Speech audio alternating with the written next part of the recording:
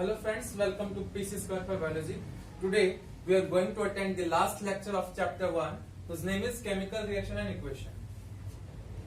Today our topic is redox reaction, the last type of reaction which is pending. Redox reaction means reduction and oxidation taking place together in a reaction. बेटा जब reduction और oxidation दोनों एक ही साथ होता है तो उसको हम क्या बोलते हैं? रेडॉक्स रिएक्शन बोलते हैं. हिंदी में इसको उपचयन अपचयन अभिक्रिया कहते हैं. मतलब दोनों ही चीजें अगर एक साथ हो, एक के बाद एक. देखो आपको बहुत आसानी से समझना है कि जब भी कोई मेटल ऑक्सीजन का गेन करता है, ऑक्सीजन का गेन करने की वजह से हम कहते हैं कि वो ऑक्सीडाइज हो गया है. और वो क्या करता है, जब ऑक्सीजन को लूज कर देता है तो हम क्या कहते हैं भाई, वो रिड्यूस हो गया है. एग्जाम्पल के लिए डेफिनेशन पढ़ेंगे.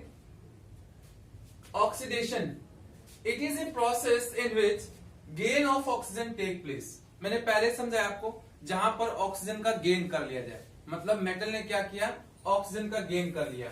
जबकि रिडक्शन क्या है, it is a process in which removal of oxygen take place, जहां से ऑक्सीजन रिमूव हो चुका है. जैसे अब देखो, हम पहले रिडक्शन का एग्जांपल देखेंगे.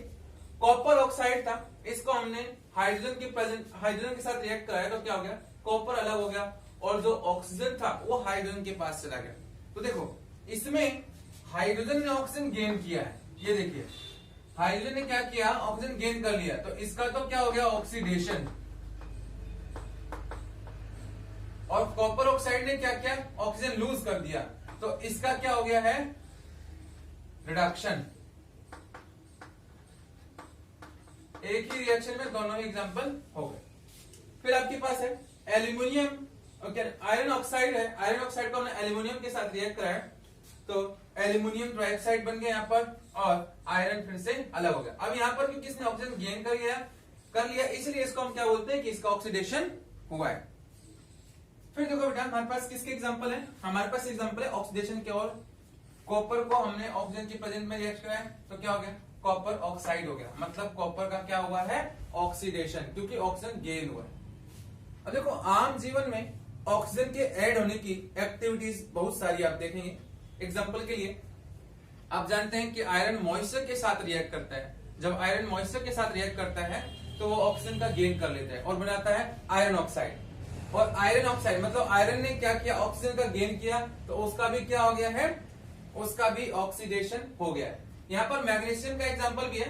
मैग्नीशियम ने क्या किया बच्चे, ऑक्सीजन के साथ रिएक्ट किया और मैग्नीशियम ऑक्साइड ने, मतलब मैग्नीशियम ने ऑक्सीजन गेन किया है. तो ये किसका एग्जांपल हो गया, ऑक्सीडेशन का. एग्जाम में बच्चे कई बार क्वेश्चन पूछ ले जाते हैं. जैसे मैंने यहाँ पर एक क्वेश्चन आपके लिए लिखा हुआ है. ये क्वेश्चन आपके एग्जाम पॉइंट ऑफ व्यू से काफी इंपॉर्टेंट है. आप क्या देखते हैं, लिखा हुआ है अ shiny brown colour element whose name is X on heating in air.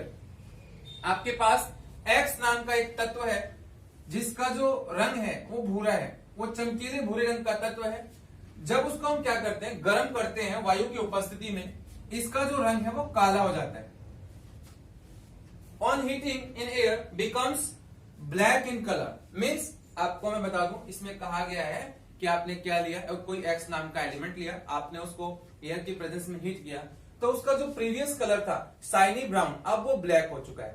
तो ये पूरा जो X कंपाउंड है, आपको X एलिमेंट का नाम बताना है. और आप चाहें तो ये भी बता सकते हैं कि ये रिएक्शन जो है वो किस तरह की रिएक्शन है, वो जो ब्लैक सब्सटेंस बना है वो क्यों बना है. तो देखो मैंने इसका आंसर लिखा हुआ है, the X element is copper. वो जो X एलिमेंट था जो कि भूरे रंग का चमकता हुआ पदार्थ था उसका नाम है copper. Copper gets oxidize to copper oxide. Copper क्या हो गया है, कॉपर जो है ना ऑक्सीडाइज होकर के, कॉपर पहले कॉपर था लेकिन ऑक्सीडाइज होने के बाद क्या बन गया, कॉपर ऑक्साइड बन गया, जिसका जो रंग है वो क्या है, काला है, which is black in colour. तो आप समझ जाइए कि आपके पास पहले क्या था बेटा, पहले आपके पास एक ब्राउन कलर का शाइनी एलिमेंट था जिसका नाम है कॉपर. लेकिन जब उसको हमने एयर की प्रेजेंस में हीट किया तो एयर की प्रेजेंस में हीट करने की वजह से वो क्या हो गया, ब्लैक कलर का हो चुका है, वो ऑक्सीडाइज हो चुका है. कॉपर अब कॉपर ऑक्साइड हो चुका है.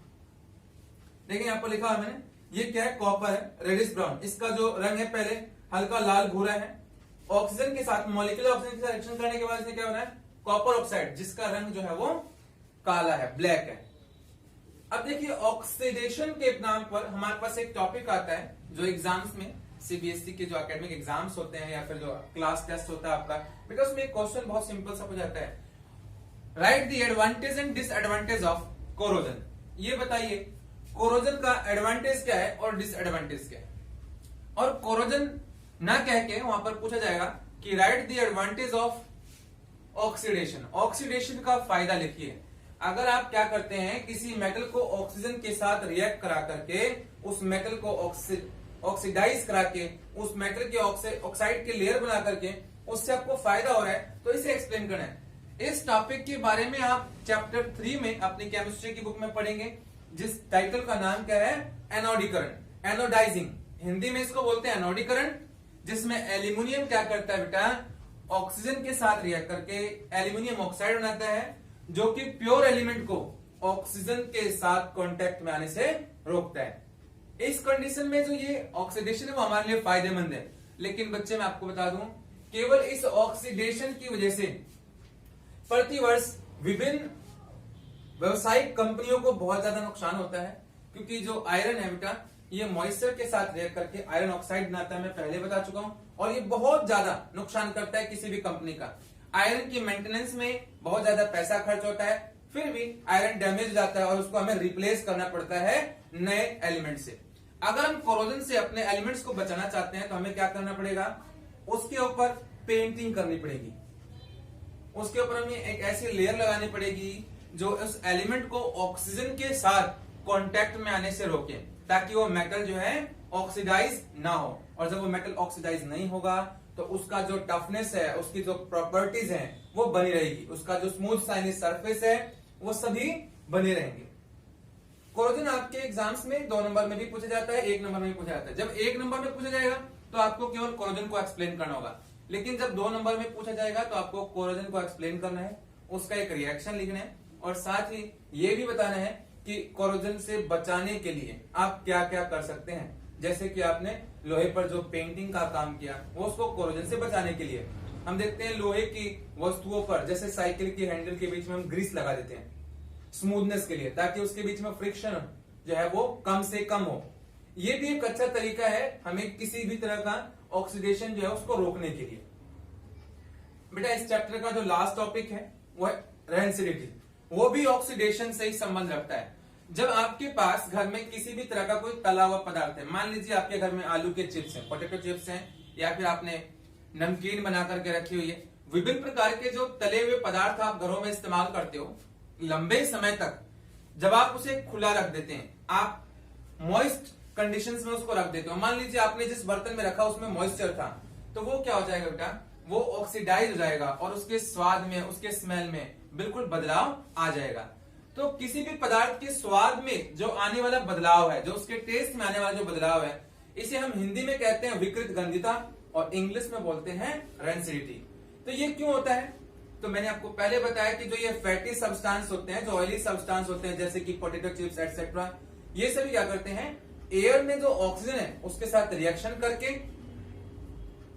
ये क्या करेंगे, एयर के साथ ऑक्सीजन, जो एयर के अंदर ऑक्सीजन है उसके साथ रिएक्शन करेंगे और क्या करेंगे, उसको रेंसिड कर देंगे, उसके स्वाद में क्या आ जाएगा, कड़वापन आ जाएगा। तो इस टॉपिक को अगर आप बहुत अच्छे से समझ चुके हैं तो आप क्या कीजिए, इसके लिए आप प्रैक्टिस कीजिए और अपने जो डाउट्स है आप कमेंट्स में छोड़ सकते हैं। खास करके एक और चीज का बेटा बहुत अच्छे से ध्यान रखना है, जो ये रेंसिडिटी है, रेंसिडिटी को अवॉइड करने के लिए हम क्या करते हैं, कुरकुरे चिप्स इत्यादि आप लेने जाओगे तो उसमें गैस भरी होती है, तो उसमें नाइट्रोजन गैस जो है वो भरी होती है। ये इनर्ट गैस है, ये नॉन रिएक्टिव गैस है, और इसका काम क्या है बेटा, ये किसी भी फैटी सब्सटेंस को, ऑयली सब्सटेंस को ऑक्सीडाइज होने से रोकती है, जिसकी वजह से आपका जो खाद्य पदार्थ है, जो खाने योग्य वस्तु आपने उसके अंदर स्टोर की है, वो लंबे समय तक बनी रहती है। तो 1 नंबर के क्वेश्चन में आ जाता है कि name an antioxidant which is used to prevent oxidation. ठीक है, एक ऐसे एंटीऑक्सीडेंट का नाम बताइए जो ऑक्सीडेशन से बचाने के लिए प्रयोग में लाया जाता है, तो उसका नाम क्या है, नाइट्रोजन। आशा करता हूं आपको ये वीडियो समझ में आई होंगी। अगर इसमें कोई डाउट है तो आप कमेंट में लिख सकते हैं। Please like and share our channel and first subscribe to get latest notifications. Thank you very much for watching this video.